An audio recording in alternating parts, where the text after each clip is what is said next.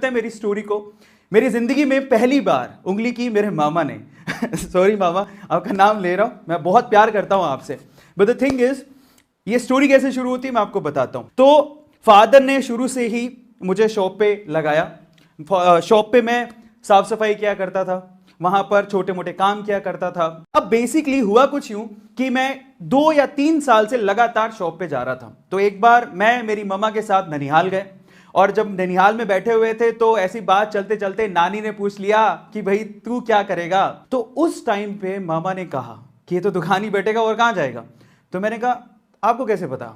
तो बोलता है कि तेरे पापा को हम जानते हैं, तू कल भी दुकान पे था, आज भी दुकान पे और कल भी दुकान पे बैठेगा। हालांकि मुझे भी दुकान पे ही बैठना था, लेकिन वो तो भगवान बन गए यार, मेरा फ्यूचर लिख रहे हैं, मेरा फ्यूचर लिख रहे हैं। अब यहीं से मुझे एहसास हुआ कि ये है मेरी लाइफ की पहली उंगली। मुझे माहिष्मती साम्राज्य चाहिए था, पर अब नहीं चाहिए।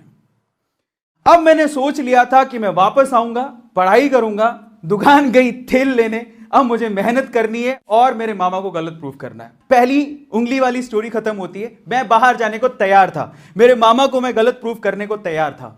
अब होती है दूसरी उंगली, वो मेरे पापा ने की। I am sorry dad, I respect you a lot, but the thing is अब दूसरी उंगली की कहानी सुनिए। एक्चुअली हुआ कुछ यूं कि मेरा सिलेक्शन हो गया, मुझे बाहर जाना था और मेरे मामा को गलत प्रूफ करना था। लेकिन फादर, अब इनको भी तो मनाना था, फीस कौन भरता। वहां से फादर ने बोला ठीक है, पर बहुत रूडली उन्होंने हाँ भर दी।